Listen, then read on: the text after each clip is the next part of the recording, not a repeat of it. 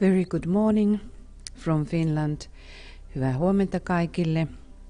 And welcome into our meditation, the reappearance of the Christ or its preparation.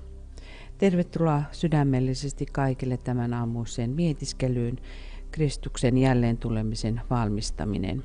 I am Tuija Robbins. Minä olen Tuija Robbins. Well, when we think about, I just looked the morning news and was thinking, oh my goodness, this world is so hot at the moment everywhere.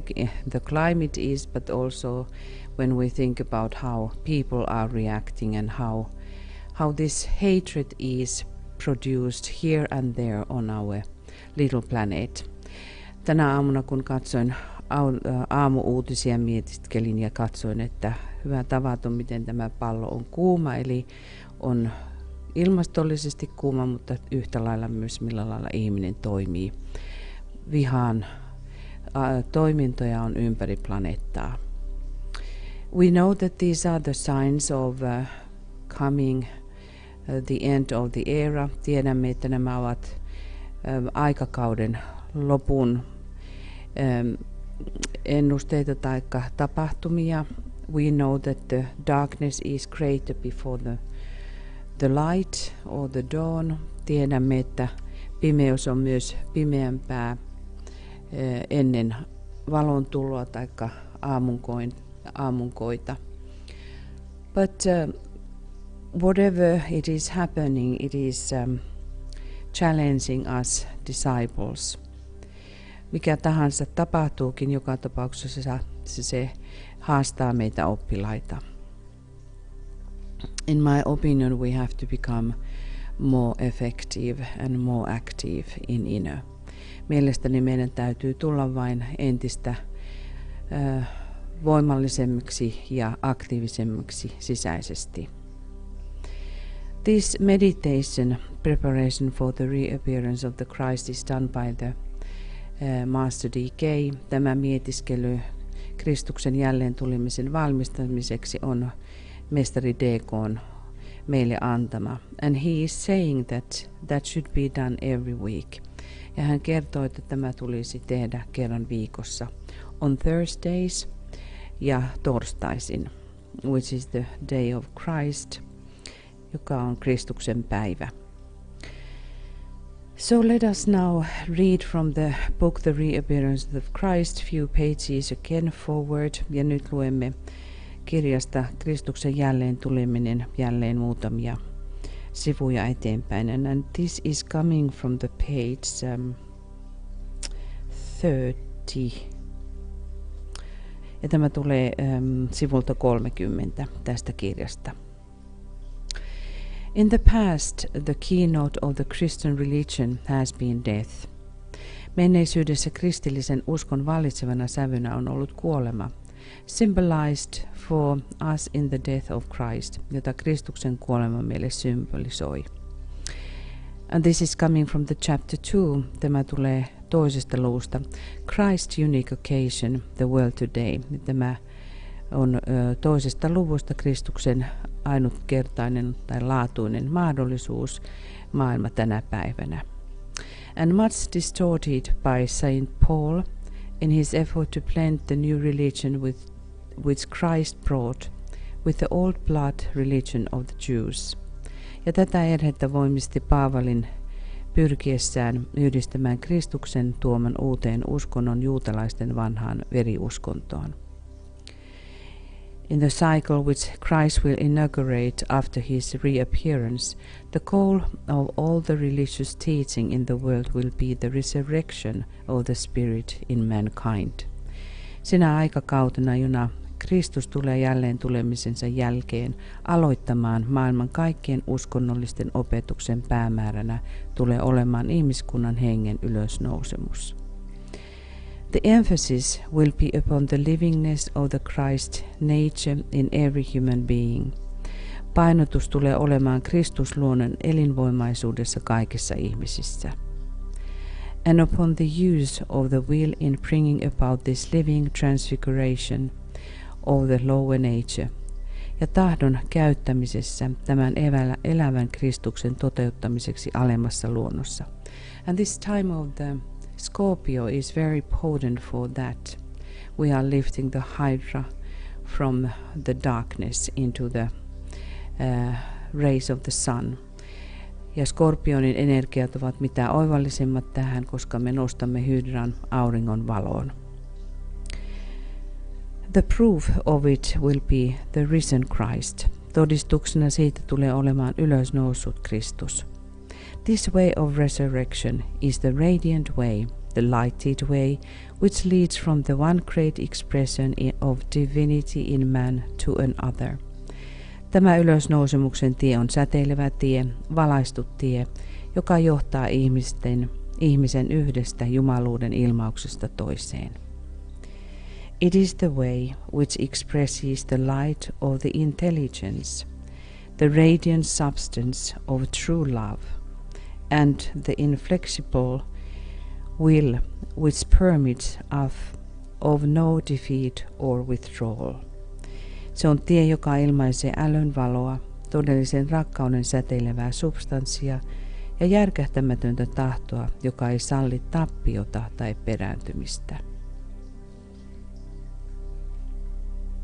These are the characteristics which will be declarative of the kingdom of God.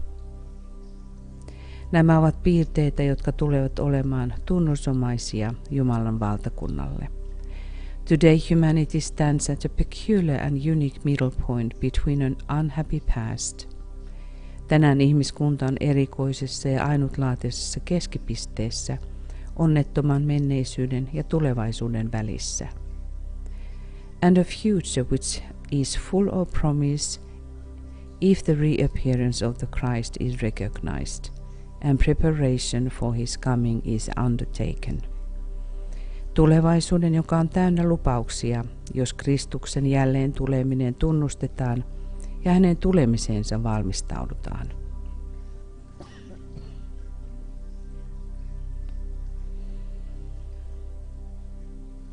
The present is full of promise and also full of difficulty.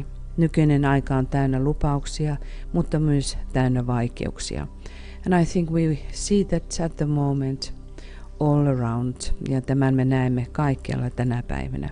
There are wonderful groups, there are wonderful business people who are looking the business totally different ways. There are huge amount of young people who are active in global sense and in their communities. And as well what we see that there is huge amount of hatred towards the other human being. Tällä hetkellä me näemme sen, että on mahdottoman upeita organisaatioita, ryhmiä, jotka tekevät hyvää. On bisnesihmisiä, jotka katsovat täysin toisella tavalla kaupankäyntiä ja nuoria ihmisiä, jotka ovat aktiivisia kaikilla tasoilla. Ja kun sitten taas on hyvin paljon vihaa. In the hands of human beings today and in the immediate present lies the destiny of the world, and if it may be reverently said, the immediate activity of the Christ. Ihmisten käsissä tänään ja välittömässä nykyhetkessä on maailman kohtalo, ja jos se voidaan kunnioittaen sanoa, Kristuksen välitön toiminta. The agony of the war and the distress of the entire human family led Christ in the year 1945 to come to a great decision. Sodan tuska ja koko ihmisperheen ahdinko johtivat Kristuksen tekemään vuonna 1945 suuren päätöksen. A decision which found expression in two most important statements. Päätöksen, jonka hän ilmaisi kahdella mitä tärkeimmällä julkilausumalla.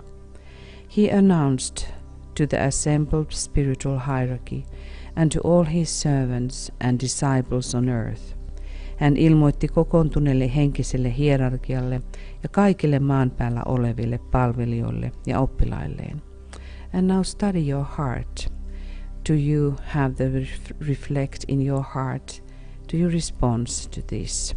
Maybe you as a soul were somewhere there listening and taking your turn.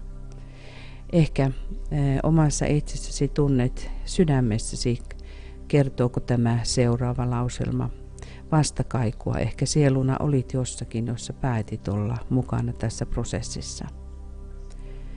So he announced to the assembled spiritual hierarchy and to all his servants and disciples on earth. Niin hän ilmoitti kokoontuneelle henkiselle hierarkialle ja kaikille maan päällä oleville palvelijoilleen ja oppilailleen, that he had decided to emerge again into physical contact with humanity. Ja hän päätti, että hän jälleen ryhtyy fyysiseen kanssakäymiseen ihmiskunnan kanssa. If they would bring about the initial stages of establishing right human relations. Jos he toteuttaisivat alustavat vaiheet oikeiden ihmisten välisten suhteiden vakiinnuttamiseksi.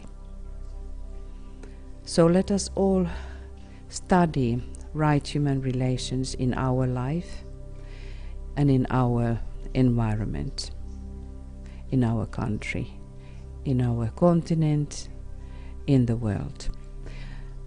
Tutkailkaamme nyt jokainen omassa itsessämme oikeita ihmissuhteita, omassa itsessämme, omassa perheyhteisössämme, ympäristössämme, kansakunnassamme ja kaikessa siinä, mitä maan päällä ilmenee. That is one of the first things for us to establish the right human relations. Ja tuo on yksi asia, joka meidän täytyy pystyä juurruttamaan oikeat ihmissuhteet. So now, dearest friends, we will continue into our meditation, keeping these great words in our minds. Ja nyt siirrymme itse mietiskelyyn ja pidämme mielissämme nämä suuret ja merkittävät sanat. We start by breathing white light. Aloitamme kevyesti hengittämällä valkoista valoa.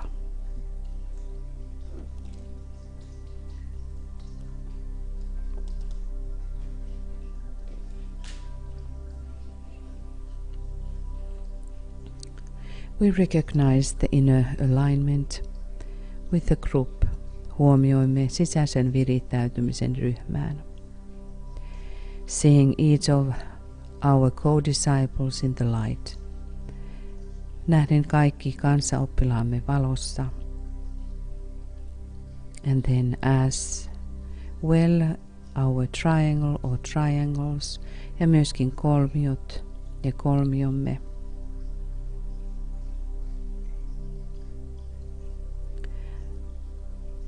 And lightly focus on your own triangle. Kevyesti keskittäydy omaan kolmioisi tai kolmioihisi. Visualize the flow of love and goodwill passing between the members of your triangles. Visualisoiden rakkauden ja hyvän tahdon virran kolmioiden jäsenten välillä. And as well through this group. Ja myöskin tämän ryhmän kautta. Emphasizing the energy of the right human relations. Vahvistaen oikeiden ihmissuhteiden energiaa. Now we will answer to the following questions by DK. Nyt vastaamme seuraaviin kysymyksiin mestari DK:n asettamien kysymysten. Number 1. As the member of the new group of world servers, what is now your specific fixed intention?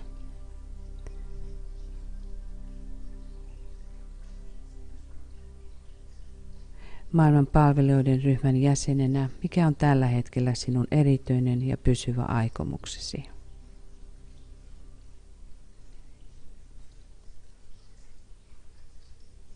Your spiritual intention, henkinen aikomuksesi.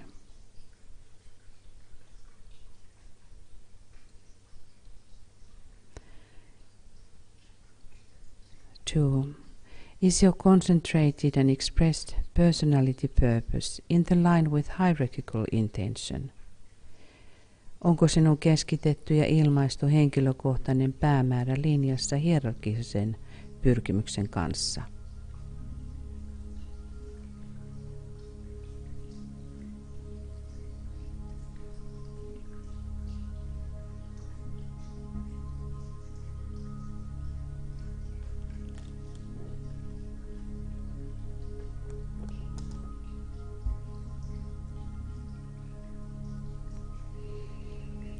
In your own personality daily life, how do you see? Have you earned the right because of definite effort and not so much because of success to stand with those servers who are now undertaking the work of preparation? Omassa henkilökohtaisessa arkielämässäsi. Oletko ansainnut oikeuden johtuen tietoisesta ponnistuksesta eikä niinkään menestymisestä seistä niiden palvelijoiden rinnalla, jotka ovat nyt ottaneet tehtäväkseen valmistelutyön?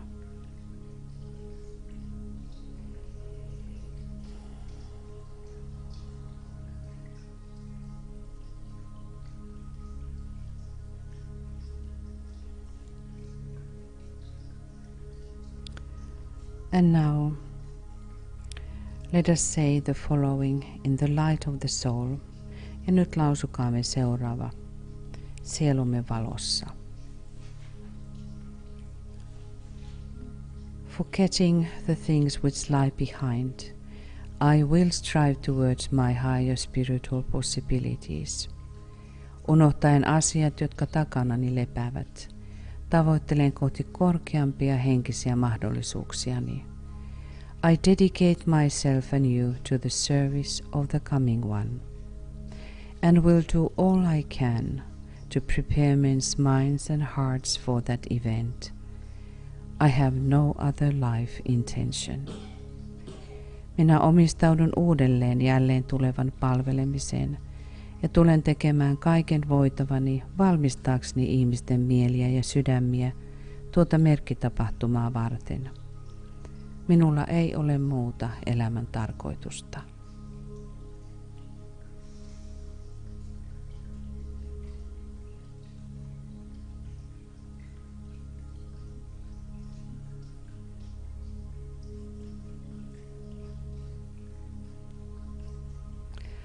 Having this very clearly in our minds, let us turn our eyes into the world situation. Pitäen tuon edellisen kirkkaana mielessä, katsokaamme nyt maailman tilannetta. Visualize it as best as you can. Visualisoi niin hyvin maailman tilanne kuin kykenet. And see the mass of men everywhere glowing with a dim light. Näen nyt ihmismassat, hehkuvan himmeää valoa. Can you sense the quality of that light? Pystytkö tunnistamaan tämän valon laadun?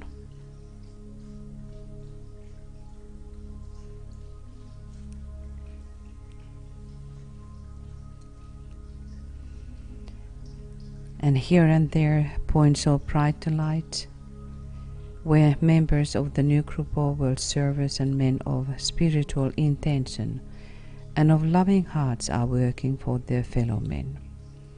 Ja siellä tällä kirkkaamman valon pisteitä, missä uuden maailman palvelijoiden ryhmän jäsenet ja ihmiset, jotka ovat henkisesti suuntautuneita ja joilla on rakastava sydän, työskentelevät kanssaihmistensä hyväksi.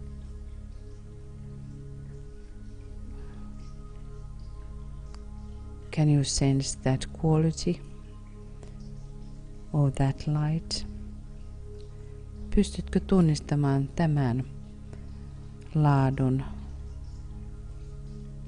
tämän valon laadun?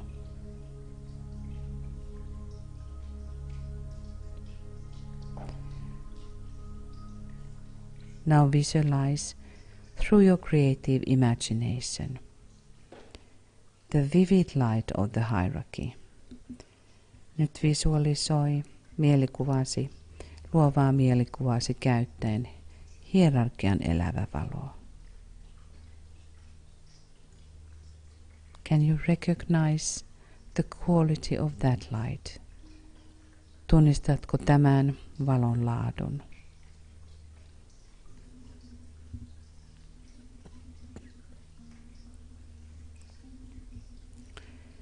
See it streaming towards humanity.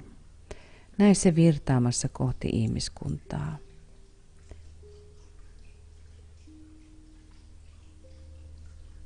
And slowly merging with the light which is already in humanity. Ja nyt hitaasti sulatuen valon, joka jo on ihmiskunnassa.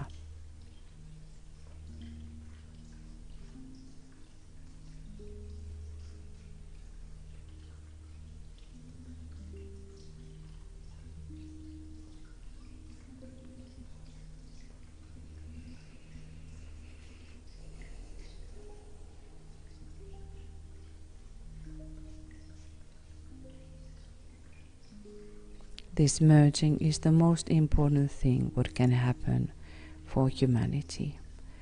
Tämä yhteensulautuminen on tärkein asia, mikä ihmiskunnassa voi tapahtua. Let us now say the first stanza of the great invocation.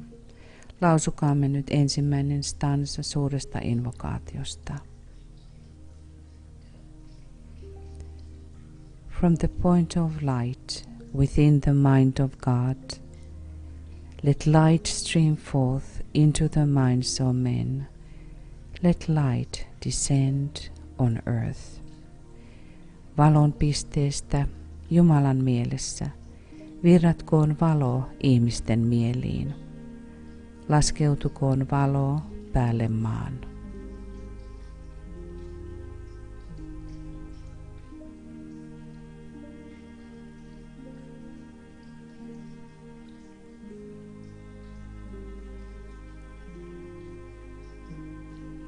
Within this realization, what it would mean when light descends on earth, ponder upon the reappearance of the Christ.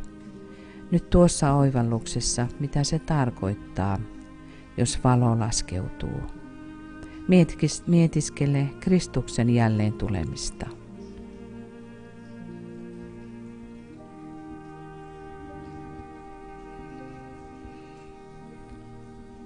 We realize that He is the same great identity whom all the religious groups are talking about and waiting for His coming. Me ymmärrämme, että hän on se, joka kaikista uskokunnista lähtien odotetaan ja hänestä puhutaan. Reflect and speculate upon the possible results of his appearance. Mietiskele ja arvioi mielessäsi hänen ilmestymisensä mahdollisia seuraamuksia.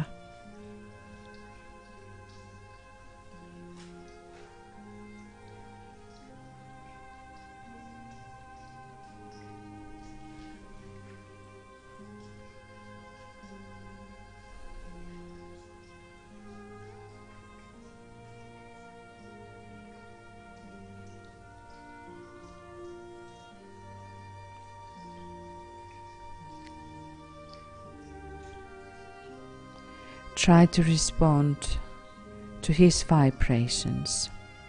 Pyri vastaamaan hänen värähtelyihinsä.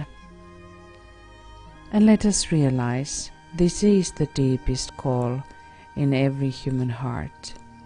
Ja pyrkikäämme ymmärtämään, oivaltamaan se, että se on se suurin ja syvin kutsu ihmisen sydämessä.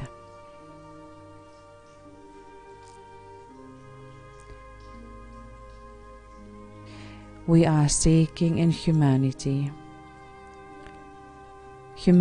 which is righteousness. Me etsimme ihmiskuntaa, joka on oikeudenmukainen. which is fair for all of its inhabitants. Me etsimme ihmiskuntaa, joka on joka ainoalle ihmiselle oikeudenmukainen. And for some peculiar ways, every single one is seeking love. Ja jollain ihmeellisellä tavalla jokainen täällä etsii rakkautta. Even though the ways can be violent, vaikka nuo tavat saattavat olla väkivaltaisia. We need more education. We need more loving understanding. And we need will to love. Me tarvitsemme enemmän rakastavaa ymmärtämystä ja tahtoa rakastaa. Let us emphasize in our minds that we will call more peace on earth. Katsokaamme, että kutsumme sisäisyydessämme lisää rauhaa maan päälle. That we demand in our inner statements the principle of sharing, that it will cover the economic affairs, niin että me vaadimme sisäisyydessä jakamisen periaatetta, joka kattaa taloudellisia asioita. And we emphasize and demand in political groups and in church groups to clean the house.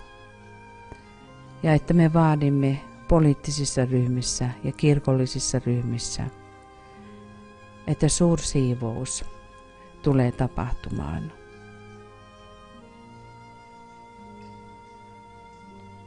Because he will come, sillä hän tulee tulemaan. And this is our greatest job on earth. Ja tämä on meidän suurin työmme maan päällä.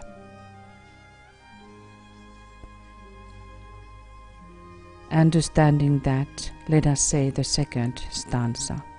Ymmärtäen tuo, sanokaamme seuraava stanza. From the point of love, within the heart of God, let love stream forth into the hearts of men. May Christ return to earth. Rakkauden lähteestä Jumalan sydämessä. Virratkoon rakkaus ihmisten sydämiin. Palatkoon Kristus päälle maan.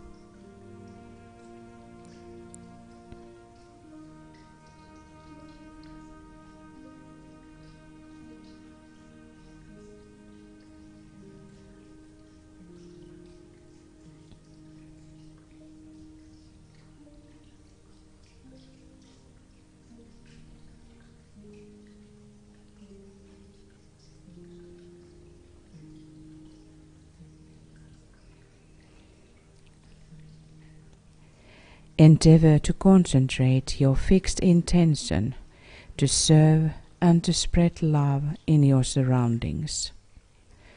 Pyri nyt keskittymään lujaan aikomukseesi palvella ja levittää rakkautta ympärillesi.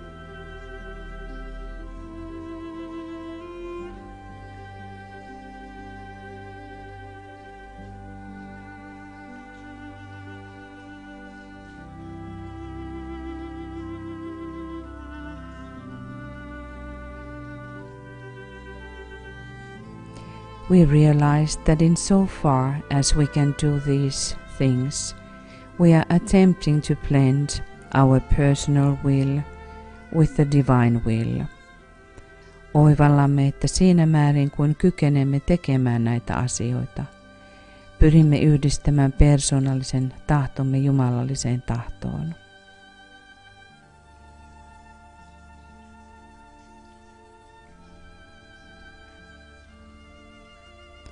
So let us say the third stanza. Ja niin lausukaamme kolmas stansaa. From the center, where the will of God is known, let purpose guide the little wills of men, the purpose which the masters know and serve.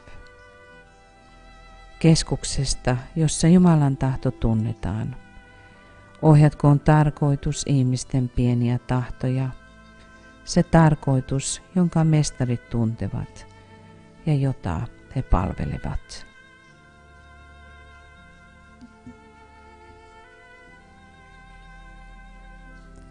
Now in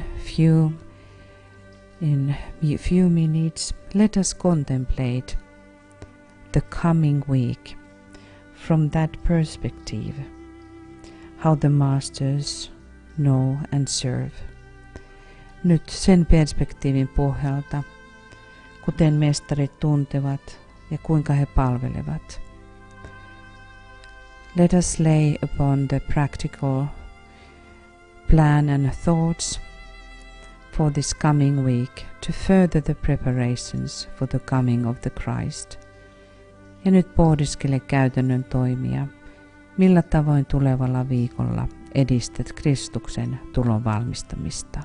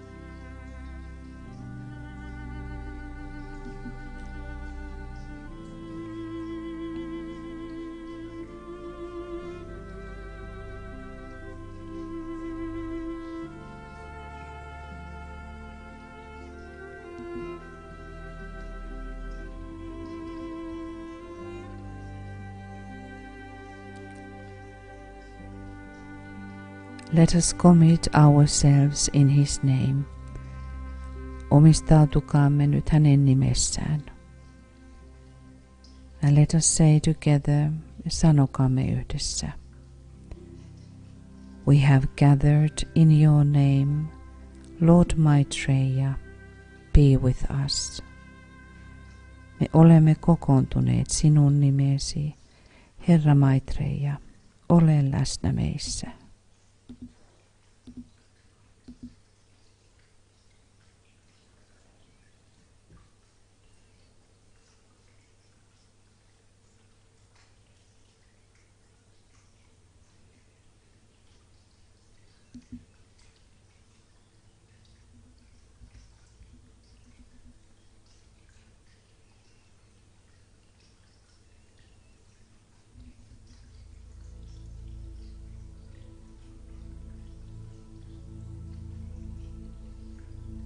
Let us visualize how we all stand together in His name. Näe mielessäsi, kuinka me seisomme hänen nimessään. And how we, during this coming week, together walk in the presence of His. Ja näe, kuinka me kävelemme hänen läsnäolossaan tulevan viikon aikana.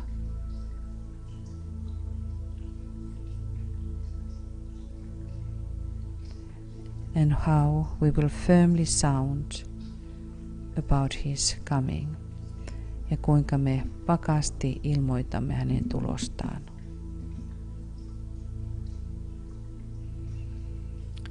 And let us now sound Om 3 times, dedicating the threefold personality to the work of preparation. Ja nyt lausumme 3 Om omistaen kolminaisen persoonallisuutemme valmistelutyöhön.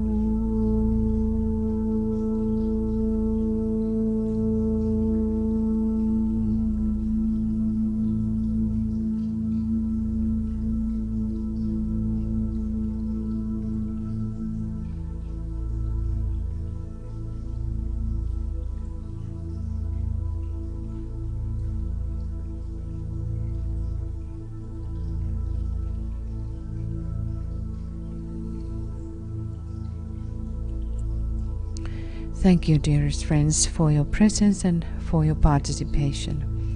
Rakkaat ystävät, kiitämme jälleen läsnäolostanne ja osallistumisestanne. Tomorrow we will continue at the same time with the work of dissipation of clamors. Ja huomenna jatkamme tähän samaan aikaan harhojen hävittämisellä webinaarilla, jossa keskustelemme tästä asiasta. It is going to be webinar. And we will discuss about these things, but that is going to be in English. Mutta se tulee vain englanniksi. Now, namaste from Finland, and we wish you a beautiful day, beautiful night, and thank you, lots of love to everybody. Ja nyt namaste täältä etelästä, oikein ihanaa päivää kaikille ja paljon rakkautta.